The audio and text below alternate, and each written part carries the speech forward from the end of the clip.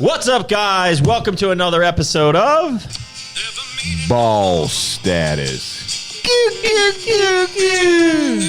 That's right, the podcast where we talk about the health of business and the business of health. I am Doug Miller, and I'm joined with sidekick Meaty Thighs over there. Hi. National Sales Director for Core and America.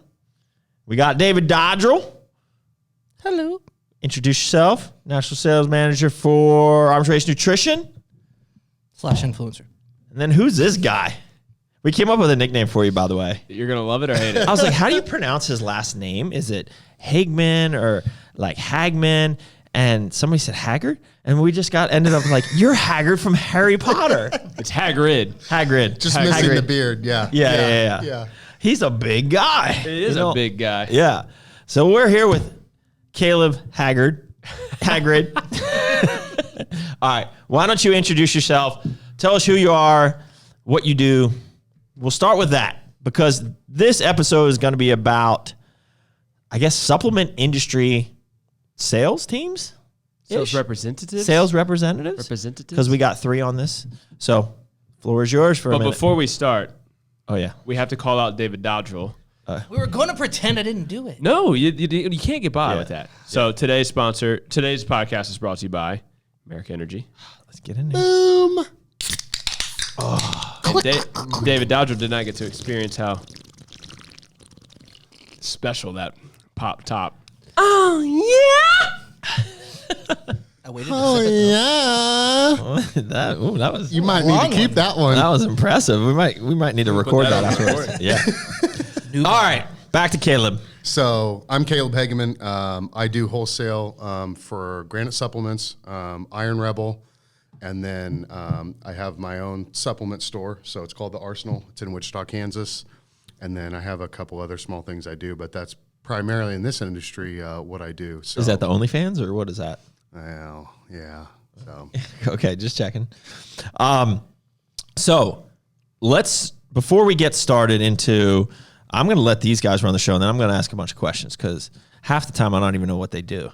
So I think part of it is to talk about the different sales roles that each of these 3 guys have, which they're different brands, different roles, and to talk about that because there's a lot of people that follow us that want to get into the supplement space, right?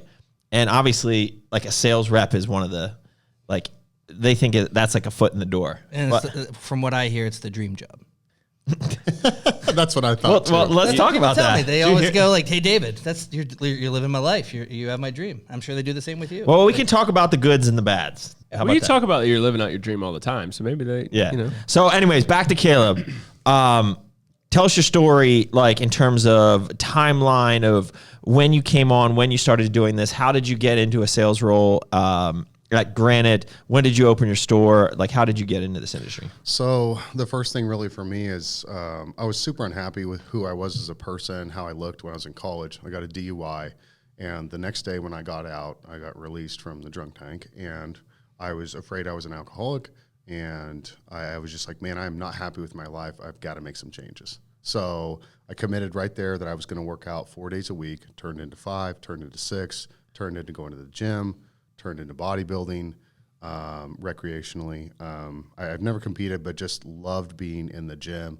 And so I started taking that success and that consistency I had there, and I took that over to my job. I started doing well at my job. What was your job at the time? So my job at the time, I've worked in the aircraft industry. That's really big where I'm from in Wichita. Yeah. So I worked for several different manufacturers. I did inside, it was basically internal customer service, essentially helping other people do their jobs better. And with my division of the company, then it turned into customer service, outward facing for an entire company. And then after that, I try to do insurance sales. Really didn't do well because when you're selling Medicare supplements and you're 6'5", 250 pounds, you show up on their door, they're a little hesitant to answer the door even. So I passed on that after a while, just wasn't for me. And I found a job doing some more aviation sales. And so I did that for about 5 years. And during that time, about 2 years in, I started the store. So I had a partner at first. He had ran a Complete Nutrition and just had started to lose his passion for the industry. So he didn't last long. I bought him out pretty quickly. after the first year and just said, hey, like, I got this. Like, we appreciate you helping me start, but, you know, you're wanting to do other things. Was that a difficult breakup? It would to get to the point where we agreed on what it would cost me. Yeah. Yeah. Because obviously he wanted a certain amount and I didn't think he was worth that amount. And so, you know, it's business. So you negotiate, and we did that. And so he went his ways, and we're still fine. We still have a good relationship. But you know, just, I'm happy to do the store on my own, and I have it under control for the most part. So, but the store's only been around. It just hit our 3rd year in June. So I'm really new to the industry. But 6 months into starting the store, I think I actually met Patrick for the first time when we were at Bullfrog. I started coming to events, paying my own way to go to things so that I could see what I needed to do. And the industry just really intrigued me. And yeah, I thought, you know, being a rep is, you know, boom, this is the biggest thing. Like, you know, and you always think that when you're chasing something, right? And it's so far away from you. Yeah. So I just started to inch closer with relationships. And I mean, last year before I really worked for Granite, like I was still showing up places for free, like, and just like on my own dime and helping and doing what needed to be done. And so that translated into me getting the job eventually. So, yeah. Well, I think a lot can be learned from that. And I think that's where we hire a lot of people. Like, a lot of relationships start, and a lot of people come on board when they just are very interested in it. And actually, when you pay your own way to do something, or you do stuff for free, it definitely shows that you're passionate about something. And I think we've had a lot of people come on board who just want to be a part of it and help out for free before actually coming on board. So that's something to be said. So people that want to get into the industry, just being there and being a part of it and offering up help goes a long way. It goes a long way. That's what I tell people. Show up, network, meet everybody you can meet, do it. I mean, take initiative. I mean, that's the biggest thing, right? That's what you guys are looking for in your organizations. I mean, that's what I want to see from my guys at the store, you know, is take initiative. You see something that needs to be done, let's do it. Tell me you're doing it, and figure it out. We know. Yeah, figure it out. I loved that. I thought that was an amazing value. Yeah. I made a post about it after I listened to you guys talk about it more, because it's true. Take ownership somewhere. I think that one. Yeah, but the biggest skill on you want to get paid, you want to move up, you want to do something you want to do, figure it out. So I'm going to totally digress here. It's totally weird, but it is kind of a podcast topic, which we could take on the other hand. So very much related to that, that is, you are going back to our core values. You are being a servant to somebody. You're not thinking of anything in return. You're just doing it because you're passionate about it. You want to help somebody. So it's funny. I was getting a haircut today, and we were talking to our barber about it. And we were talking about... like, I don't even know how we got on it. We talk about growing business and whatnot. And I told him, I was like, I just had a really interesting conversation with, there's a church down in South Carolina that they were like $10 million in debt and just went through this crazy like drama with the head pastor. He got kicked out. And so the guy I went to lunch with took over for him. And we're talking, this is a mega church, like, you know, dozens of locations, massive bills, and you have to run it as a business, right? Like, even though it's a nonprofit, you still got to run it as business. And I was intrigued from the entrepreneur side of it. And I said to him, I was like, so and he told me at the end of this year, they will be completely debt free. And it was like in 3 years or something, $10 million in debt. And so I said, well, how the heck did you do that? And I'll never forget it, because it really stuck with me. He said, we gave our way out. I was like, do what? What you talking about, Willis? And so his thing was, the more that they gave, so they increased their budget for their missions and their whatever. And this can relate not just to a church, but like, I'm talking business, right? Mm-hmm. The more they gave, the more free content they gave, the more times that they went to somebody's bodybuilding event and helped out, the more times they went to some stores or industry event and helped out. The more they gave, the more people were attracted to them, the more that their weekly viewership went up, the more that people tithed and gave money to the church to get rid of it, which is totally counterintuitive, right? It might be biblical, but it's definitely counterintuitive in a business sense. I'm going to give away everything for free, and I'm going to make more money. Yeah. Figure that out. Yeah. But I think it's a really good, but it's the same. It makes sense. Like, you see it a little bit. Like, other, I would say, brands or legacies or businesses that focus more on giving to their consumer, because everybody has a goods or service, right? Like in a business standpoint. But the more that they give, the more that consumer is going to stay committed and loyal to to what you're providing. Yeah, that's one of my core values. I talk about it all the time. I call it being a service. Yeah. I say, hey, I wake up every day. How can I be of service to you, whoever that is, whatever field you're in, whatever you're going through? It doesn't matter. It's as small as taking time to have a conversation with somebody that can do absolutely nothing for you, or helping somebody at the spur of the moment. I mean, and it's something we talk about at the store. I mean, we're based on values, just like you guys are here. We started off with honesty, quality, and family, and then we really encompass everything by just saying, hey, we call it being of service. And so that's really that's what I get to do every day. I get to go help stores win. I get to go help individuals that work at the stores win, everybody. But so the thing is the problem is, I think some people will think that, or they will hear that, and then they'll start implementing it. And a year from now, they're no different than they were where they were. But you don't know the seeds that you plant in every time you're of service, that it's going to come back. Right. To blossom. I would say most of our relationships, I don't know if it was of service, but we planted a seed in you a year before you ever came to work here, right? And it's these little service and these little nuggets that you drop years before that. It takes time for them to blossom. So I think people would, think, oh, that's, they're trying to be virtuous and be like, oh, being a server, that sounds great. I'm going to give that a try. They try it for a year and they're no different. It has to be part of your lifestyle. It has to be an ongoing thing with not looking for the reciprocity in it, not looking for it to come back immediately, but, just being one of your core values, so that eventually, that you reap what you sow. It'll come back. Yeah. And I think a lot of people are just too short-sighted to ever see that. Everybody, when you still think it's going to be this trade across the board. Yes. And really, I'd like to refer to it as, hey, I'm going to put out this energy of being a service to everyone. And that's gotten returned to me in so many other ways that I would have never expected. I'm not like a universe gives and takes and all that stuff, but that's the only way I can almost describe that. I mean, I've been giving out that energy for a long time, and sometimes things happen to me that I had no part in doing of, right? You get an opportunity, right, that just falls into your lap from a sales perspective, and it came out of nowhere, and it was because of, something random, and then you get the ones where it's a direct referral, and that's a huge compliment. That's what we want, right? So it's very rarely that trade across the board, though. All the things that you guys have done as a company for all these different individuals has affected them and changed some of them permanently, and other people, it's brought them into a better place, hopefully. But you're just looking for that overall that impact, and then it gets returned to you. I really believe that. So tell us how you went from opening your store to how did you end up with Granite and Iron Rebel? So Iron Rebel is a clothing company and accessory company, right? Yeah, so lifting gear, wraps, straps, accessories. Very comfy sweatshorts. Yeah.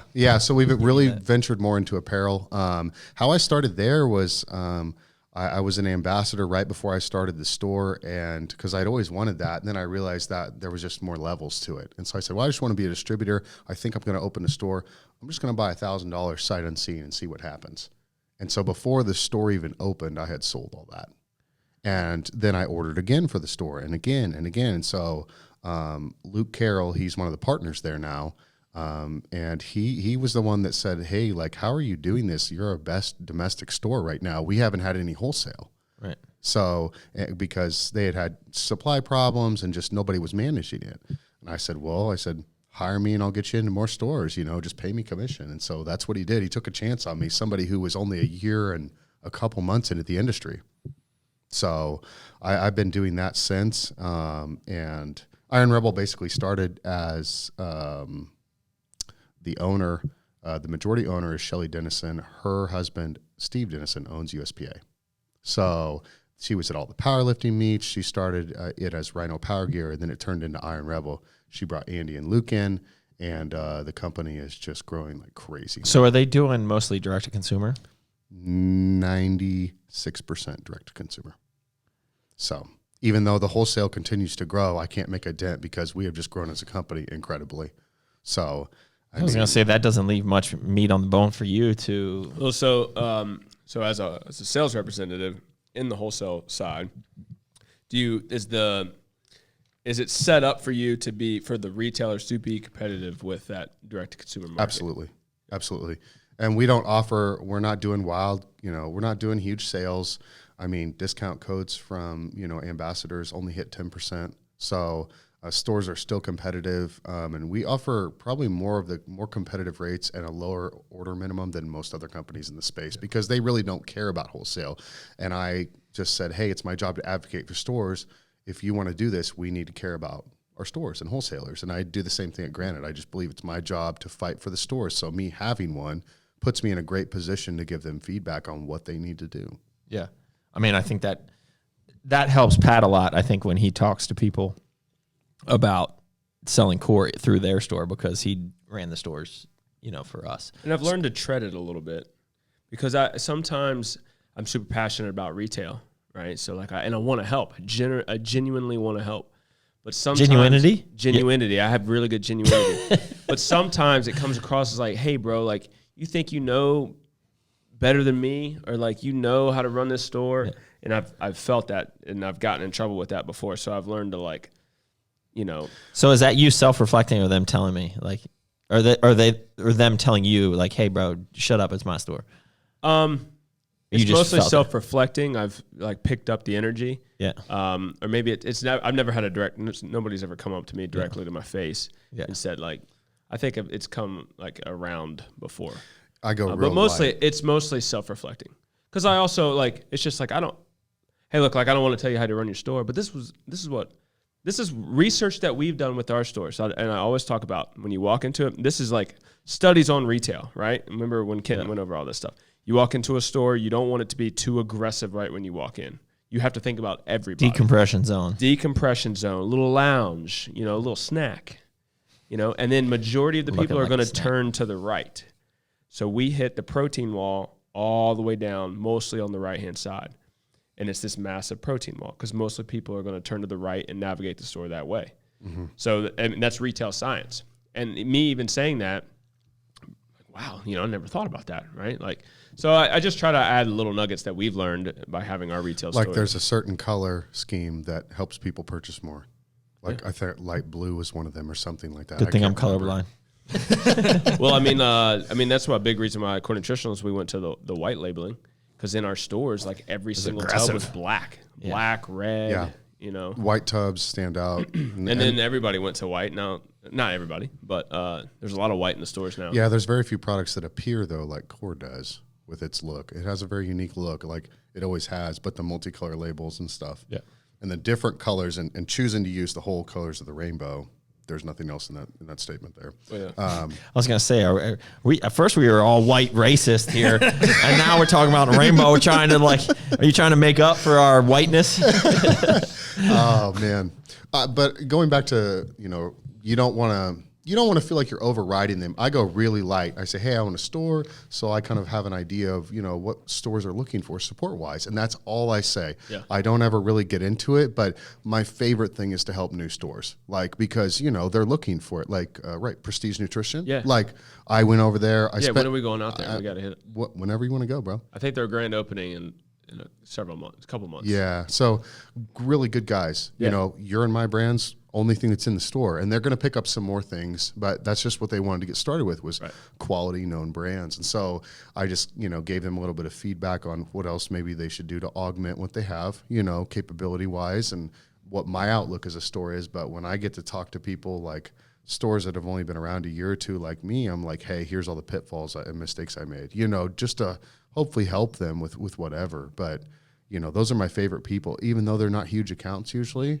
The impact I can make with them short term is usually amazing. How did you get with Granite then? So that's Iron Rebel. How did you get with Granite? Really, I had been doing Iron Rebel for about a year, and I took the wholesale to a decent level.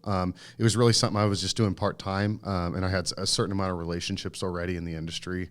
And so I spent some time with John at the 2020 Olympia.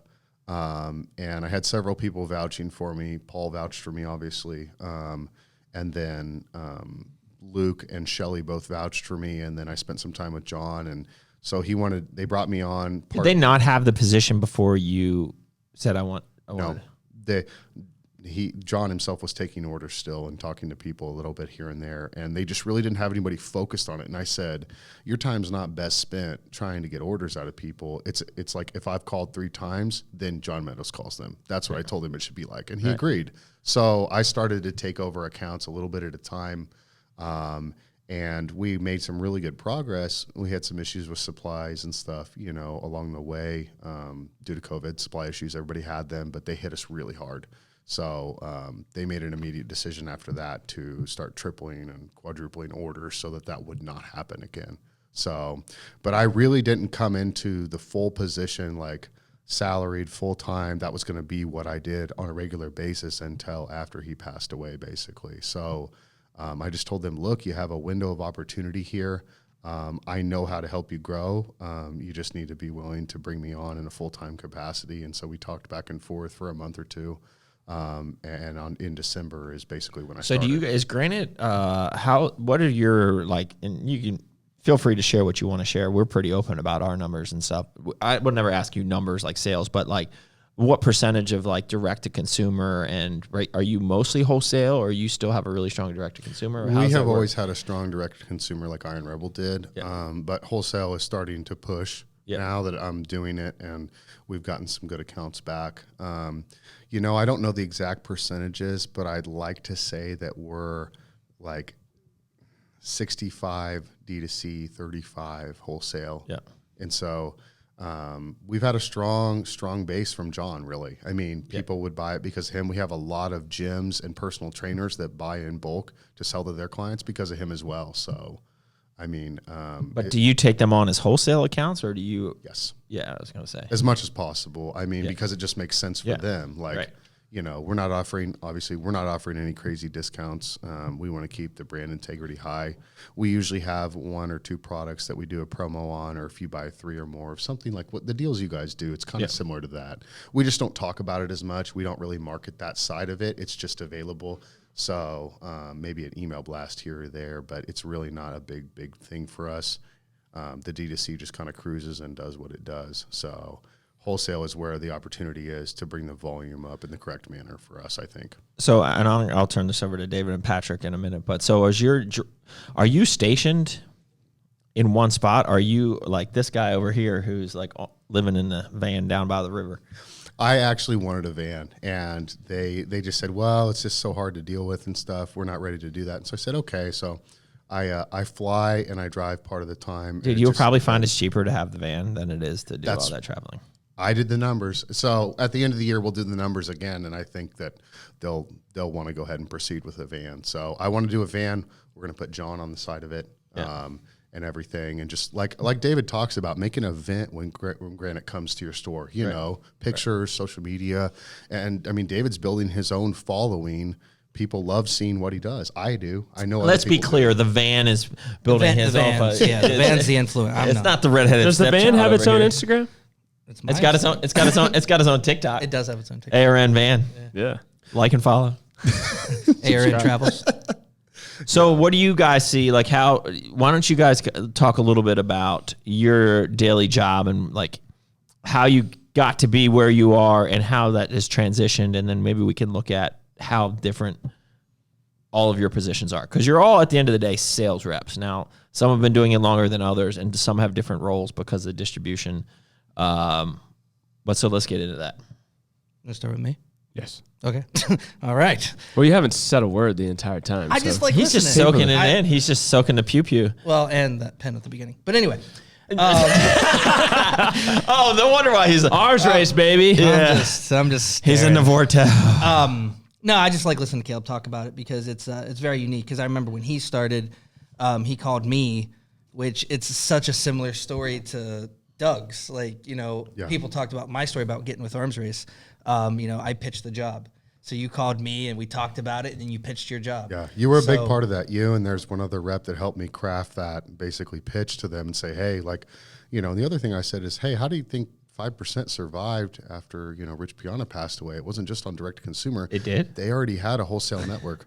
Man, they're in a Still lot of pretty big, stores man. still. Yeah. They're still pretty big. I mean, I saw a wall in the store the other day. I'm like, yeah, okay. I know. It's It's impressive. crazy. They're still innovating. They just came out with those snack packs, the peanut butter and stuff. I mean, it's very interesting. I mean, they're still very much alive, very much going strong. I mean, and I know a couple of the reps over there, and I mean, they had that all built up before he passed away. And so it was a similar situation, in my opinion. And I just said, you have a window to execute here, and I can execute it. You just need to let me know if you want me to do it or not. So David helped me make it make sense for them. And that ever since then, we started rolling.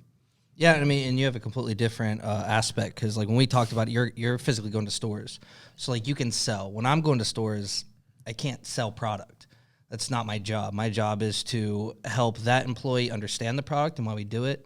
And hopefully the more they sell, then guess what? Well, The so more they just to get be sold. clear here, let's take a step back. So you are in charge of basically getting GNC to move product. Yes. It has nothing really to do with, at the end of the day, the direct cash coming in, because that's the corporate placing POs with the corporate arms race. Correct. Right? And so that's what makes your job difficult, because you can't control that, and sometimes stores don't have products, so you can't immediately take an order on the spot and sell it, right? I have thought about that, though. What if we sold out of the van? I mean, I I don't think GNC would go for that, but they no, would. but how's it different than direct to consumer? You need a bigger van because you're a good salesman. Oh, you mean just put like a little window, like ice cream truck, and the ARN just van sell rolls out up? of it. I thought about it. I'm like, hey, we can do exclusive shirts. Anyway, that's Food going down truck the or rabbit food hole. trailer. You definitely hit that.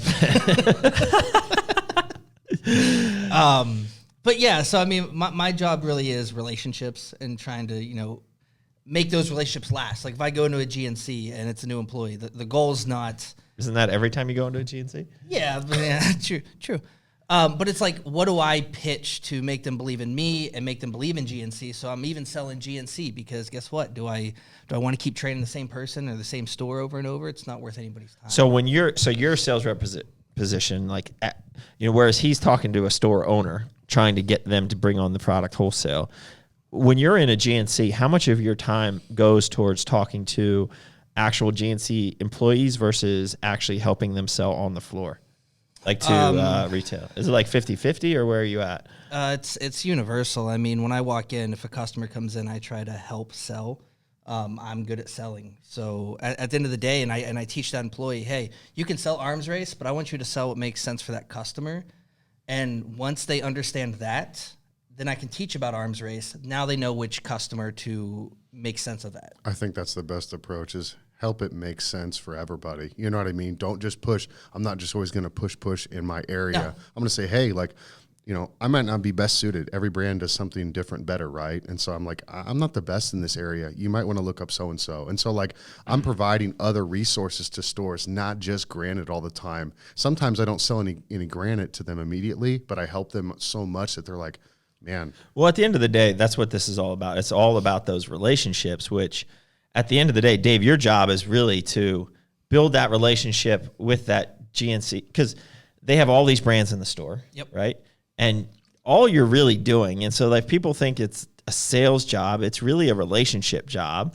So that like at the end of the day, you could help them sell. And if you build that connection with that person, when you leave, they're going to move arms race. Yes. Because of the personal connection. But it's even the customers too. Like I just pulled this up on my phone because I just got this the other day and I thought it was cool. But I did a store event in Sandusky, Ohio. And one of the employees had sent me this message from the customer I helped. It says, to be honest, I was kind of skeptical that the dude was just saying it because he works for them. However, that bleep actually worked and it did its job. Not disappointed by the product at all. And it goes back to selling for the sake of, I wanted to help that customer. If he wanted something and arms race didn't make sense, it's not what I would have sold. So teaching that to GNC employees makes more sense. And now they trust me because they're like, oh, he didn't just try to sell me on stuff just to make money. At the end of the day, I don't make money if they sell that product. But like you would make money if that store owner bought product that day. You know what I mean? So that's really the biggest difference.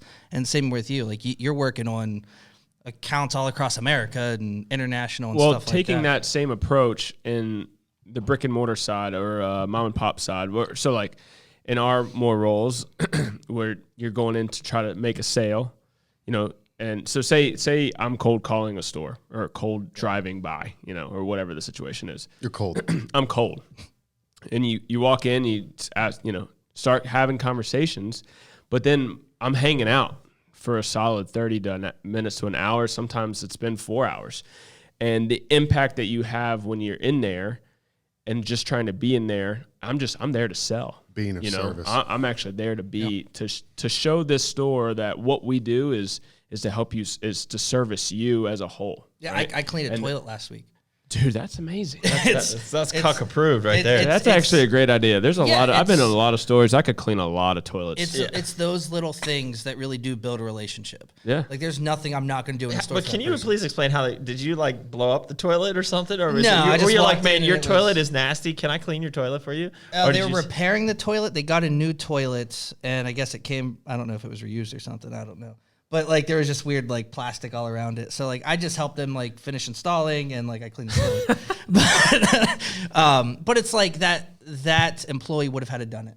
So now that employee went out on the sales floor, got to help that customer. They didn't have to stress about it. I did the things that they can't be on the floor to do. Sorry, GNC, but That's huge. you can't always have 2 employees in the store. To where it balances that. But at the end of the day, I think those little things really do matter to build a relationship. And it's honest. Like, I'm not doing it and being like, haha, just because I clean this toilet, they're going to help me. It's really just trying to be a servant to these people and make them believe in you. It's an attitude. It's a lifestyle. It doesn't change. And I adopted it as that a couple years ago, and it's just transformed my life. Absolutely.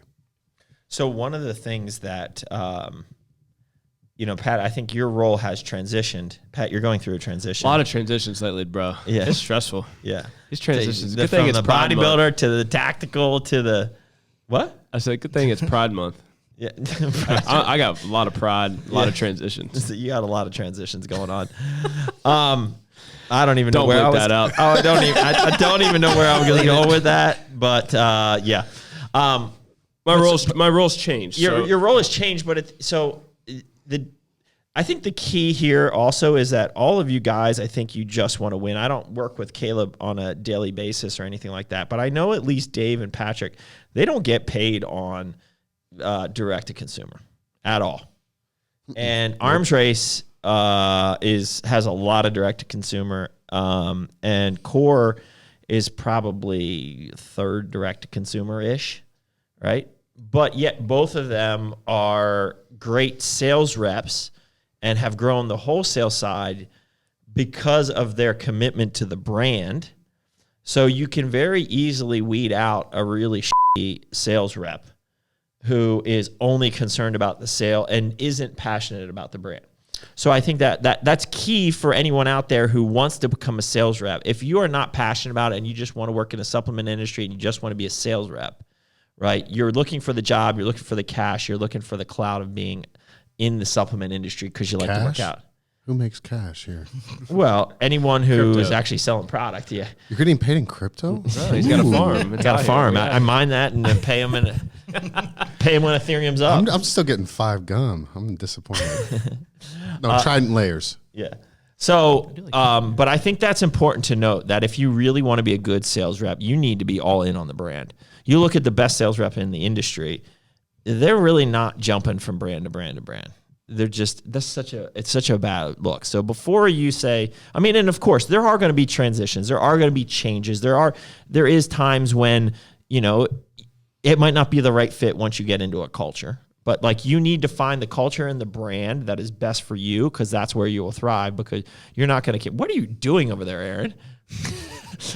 Because you're going to want that brand to win regardless. And I think that's key. And that's what will make your wholesale do well because those retailers will see that passion for the brand and want to be a part of that. So anyways, we were talking about your transition to a woman. Dang. Did that get aggressive? Yeah, it ain't that much pride, bro. Yeah. So why don't we talk about that role and that transition? Well, let's see how many times we can say transition. We're gonna. I started with you in 2015, and my first 2 years were retail. So that gave me a really good platform to understand what the retailers need and how to support them. And then in 2017 was straight figuring it out. Like I was just thrown into this like fire. Like, hey, this guy's leaving. We don't really have like a rep. He kind of was a rep. He kind of wasn't. And this position's open, and Carl thought, no, we don't need that job. We don't need a sales rep. Doug was like, Carl, it's one of the most important positions of the brand. So yeah, Carl's on Planet Cuck with that one for sure. So the first couple years was figuring it out, and then 2019 I traveled like a madman, and made I think a really big impact. And then COVID hit, and then I think during COVID, it made us realize a little bit of like because of I think my impact on the brand and as a whole, and not just like in wholesale. There was it wasn't like directly spoken about, but indirectly the travel kind of slowed down. I mean, especially with COVID. And then now we're expanding the brand into a lot of different avenues, right? So we have wholesale, we have distribution partners. We're about to have a major brick and mortar partner with Vitamin Shoppe. So my role, Amazon International. So I oversee all of that, and it's starting to grow a lot. And so, we've created inside sales positions, we've created distribution sales positions. So now I have to kind of oversee those things too. So the traveling is a little bit less. It's a little more strategic. For now, until Vitamin Shoppe. Vitamin Shoppe. But it's still Strategery. Strategery. I'm going to interrupt just in a second because I'm so interested.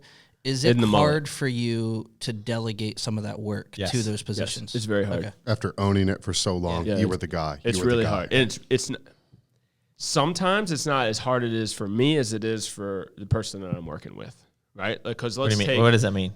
Let's take Natural Body, for example, right? Like Steve Calabrese and Tim, like they operate on the way Natural Body operates. They're on Planet Natural Body, which is next to Planet Cuck. And we're not saying anything bad. No, it's just great, like they are very unique in how they work. And they operate a certain way. And there's certain things that I have to do to make the partnership strong.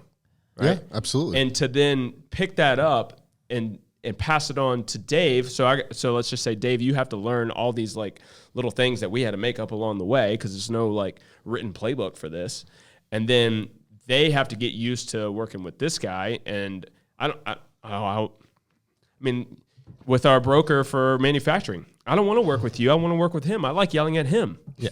Right. Yeah. Like you get used to working with certain people, So I think that's it's going to be, because here shortly in the next few months, I'm having a baby in 6 weeks, and then 6 weeks out. 6 weeks out. And then we're rolling into Vitamin Shoppe in October, November.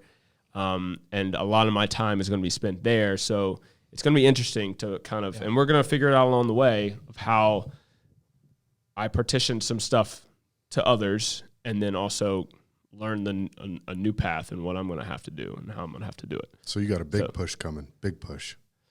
Big push. You're going to be out you got a big push, and then you got a big push after that. But seriously, I didn't know what we were going. So that's how on I the feel road, like a big push on the road. You're going to be out and about. You're going to be seeing customers. Right. You're going to be and it's going to be a talking team employees. effort. We're going to need, because we were thinking about hiring a specific person like David to do this specifically. Vitamin Shoppe's a little different. It's a little more spread out. Yeah. And just they're bigger stores.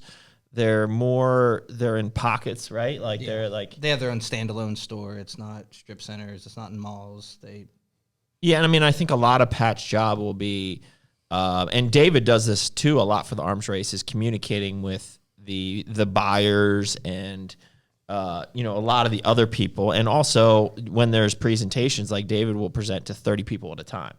So, which is part of like a district, right? Yeah. So like districts or region, like David has all those relationships, right? And then that's where it's going to be Pat's job, right? Like maybe the big conventions, like I'll go to those and stuff like that, but I can't hit like all the regional stuff. Like that's Pat. Man, good luck on those Alaska calls when you're on the East Coast. Ooh, that sounds like fun. Those are difficult. Are there Vitamin Shoppes in Alaska? I don't think so. There was several states that do not have a Vitamin Shoppe. But not a lot. It's like 3 states, right? Yeah, like 3 or 4 max. Yeah, I mean, less they're than 5. everywhere. Yeah, less than 5.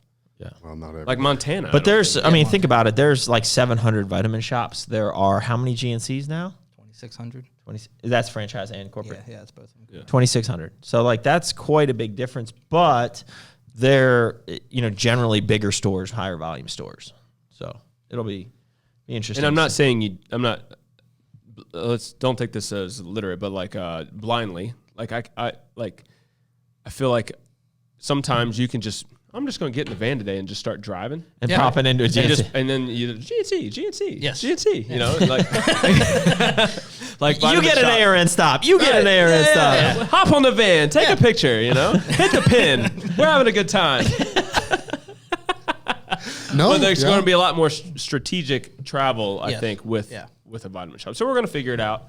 But yeah, I mean, I feel like ever since I've been in the sales role, it's been the core has been expanding and transitioning into a lot of different avenues, and we've had to adapt, right? Well, that's why we just brought on Logan. So Logan has worked in the distributors. He's worked for another brand or 2 or 3 or 4. or 4. So he was one of those He ones. was like, I didn't want to be one of those guys, but I am. but I'm one of those guys. But he definitely has I think we're the better culture fit than all these other he never brands. was able to find a good culture. His home. So like he is now coming to run not strictly because everyone here does everything, but he will be taking over a lot of the distribution in terms of dealing with Europa and Muscle Foods. Because I think that's another avenue where we're going to be growing.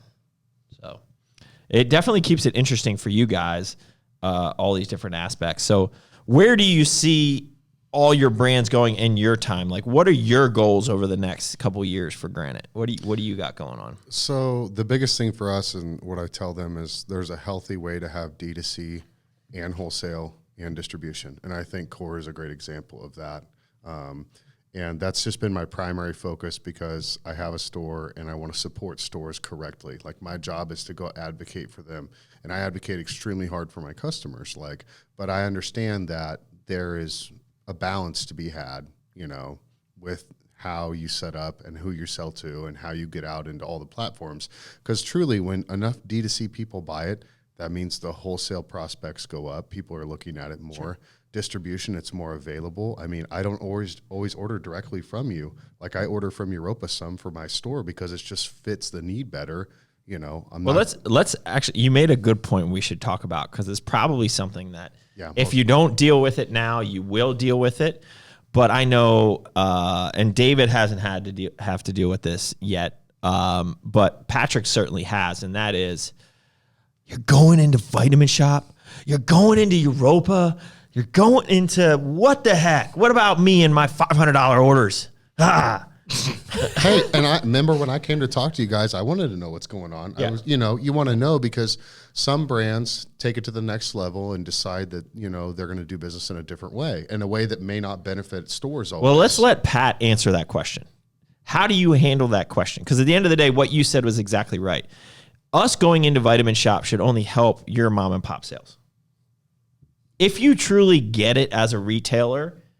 Yeah, rising tides. Yeah. So how do you answer that question when Joe Schmo, when Caleb calls you up and be like, bro, what the heck? Well, why not? There's like a politically correct beginning where like, look, man, like as a growing brand, and it depending on the situation, like Dalton, I had to have this conversation with him when I was in Pennsylvania. And I was like, look, man, he has a brand. So it was a little bit easier to speak to that because I was like, you have a brand, right? So you also understand that if you want to take your brand to a high level, right, and you want to be one of the top brands in this industry, you're not going to just get it done through one avenue, right? And that avenue of mom and pops, and we have retail stores, and we will not forget about them, and we will always support them. Mm-hmm. And I'm already thinking, while we're talking about this, I'm thinking about some cool, unique things that we can do exclusively for brick and mortar type stores as we grow into like a Vitamin Shop. But it's just reminding them that we're always going to support you. We're always going to take care of you. But like, we can't get it done through $500 orders through brick and mortar only. It's just not, to take our brand where we want. We're a growing brand. We have Doug has a lot of responsibilities that he's of people that he's responsible for. And we're building a legacy, and we want to grow that, right? And we want to reach as many people as possible. And it's not just going to be possible through just brick and mortar exclusive, things, opportunities. So we have really good pricing integrity. Core's been around for 15 plus years, and it is always had one of the strongest MAP policies around in the supplement industry. So that will be there. And then we will do exclusive supporting things for our brick and mortar retailers. And I just try to calm the situation down, help them understand. Yeah, people get emotional really quickly. You get emotional because so the Europa one really confused me because I didn't understand how you and I have a direct relationship from a store to a business, right? Mm-hmm. I didn't understand how Europa now carrying the product would hurt you. And I had to understand, and so, I'm not saying you're not the person, but you're an example. Sure. That person was concerned that their neighbor yes. would buy the brand just because you had it, and then would devalue the brand and yes. sell it for $5, $10 cheaper, and it would hurt. But that's what we don't do exclusives for the most part anyways. Yeah. Yeah. So unless you're literally buying massive amounts and it's a long-term partnership, we're not going to do an exclusive with anyone. We don't ask as a Nutrition Corner who have a lot of buying power. We're buying hundreds and hundreds of thousands of dollars a month from different brands.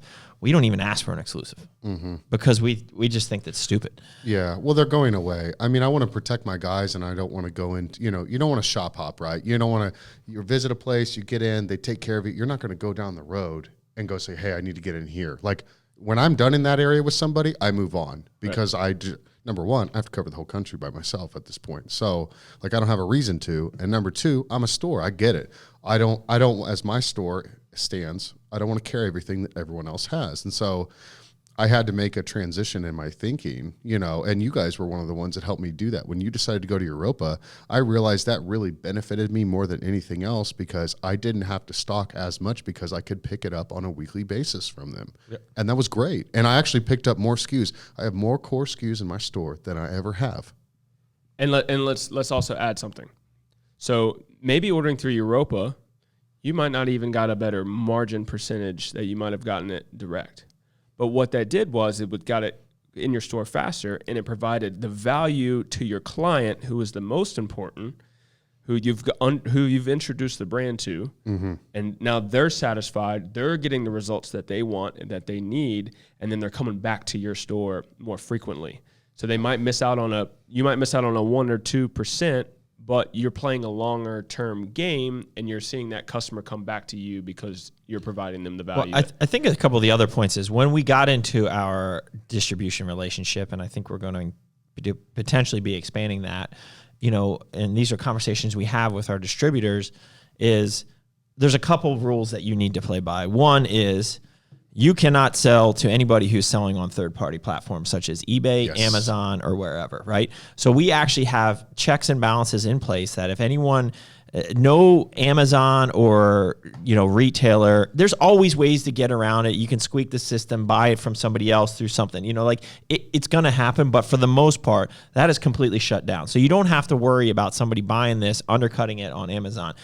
Even e-commerce platforms have to be approved. E-commerce platforms we allow, but it first has to be it will be flagged and approved by us before. So that means we can put it on our list and we can monitor the map, right?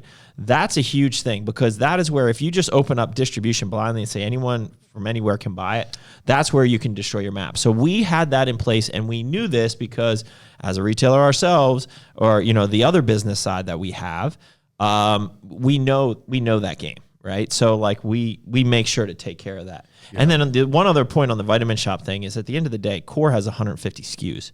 Vitamin Shop to start is picking up 12. 9. 12. 12. 9. 9. I did the 9. product 9 submissions. Vitamin Shop is picking up 9 to start, and then hopefully doubling that very soon after. But still, that's only 10% of our products. Right. Are you going specialty only? Or do you think you have a chance with commodities with everything they already carry? I wouldn't do commodities. Honestly, the commodities right now, the margins, and to be competitive when they're manufacturing their own, it just in the brands. Maybe Lifeline if they take. I know that's still would be hard with still wellness. No, that's very intricate. Like a commodity is one ingredient product where there's no differentiation. Our Lifelines, I would put up against any single health product in a Vitamin Shop. Oh, absolutely. So I think Lifeline could do extremely well in a Vitamin Shop. But they do focus on that. But the one cool thing that I'm excited about Vitamin Shop, and now I'm just rambling, but is their sports nutrition has grown in the last 6 months to a year is massive. In fact, it might even overtake their vitamins, side of their business. So that to be a part of that now is super exciting. Watching their turnaround has been insane. Yeah. It's just been inspiring to watch. Like, hey, like retail is not dead. Yeah. It's not, and people that say it are just aren't doing it right anymore. People want human interaction more than ever. Yep. It's been 2 years of lockdowns and bull crap, and people need human interaction, and you find that through retail. Well, so that's the other thing about not doing exclusives, because at the end of the day, if you're going to lose your customer for somebody selling it for $3 or $5 cheaper down the road, that's shame on you. Because a retail store like ours, you need to build relationships with that customer, and they're coming for you, not necessarily for that product. They could go to Amazon and get that product, probably cheaper, right? Or somewhere else. They could find it online. They're coming for that relationship. So honestly, and the resource that you provide, right? The service that you provide. So if you're going to lose that, like, you're, in my opinion, you're not providing the right service to your customer, because they should be coming to you. And this is the way that's why we don't ask for an exclusive. You can go down the street and buy it, but you're not going to get our service. Right. And that's what we focus on. We don't worry about what the guy down the street is doing. I remember me and RC would joke about it, Liz back in the day, but like we would not make a sale sometimes on purpose, because that person was not ready to buy a fat burner that they thought they were coming in to get. And instead of giving them a 60% margin fat burner that I knew was going to make money on that one sale, I said, no, you're not. You need to focus on training, nutrition. You need to do this. You need to do that. Here's a note. We're going to sit down and talk for 30 minutes. I'm going to help you out. And then they're blown away with the information that you provide. And then you take a leap of faith to trust. And then hopefully that resource that you provided, like, hey, I lost a couple pounds. Patrick was right. I'm going to go back and see him.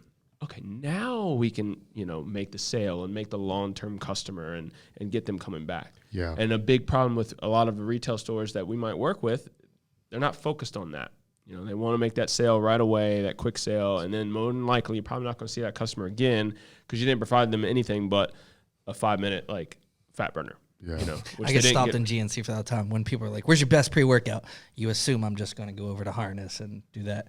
Yeah. I was like, Well, no, let's stop. Let's talk. Like, Right. How are you training? What are you doing? That's my favorite aspect of selling. Right. Just I love actually when trying all to the help people on the internet get so upset. There is no best, David. No best. There is no best. But There there's a is best a for that best. It's person. Core, Fury, and Harness. stacked together. Stack that.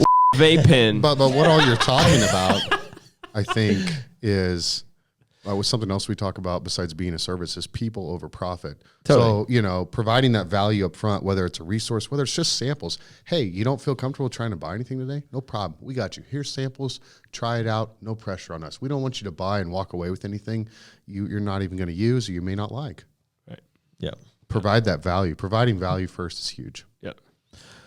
Well, boys, we are at 53 minutes, and we try to keep these around an hour. So is there anything else that you guys want to share about your experience as a sales rep for people that are watching this that think that this is something they might want to do? Any words of advice, anything else you want to share about your position as a sales rep?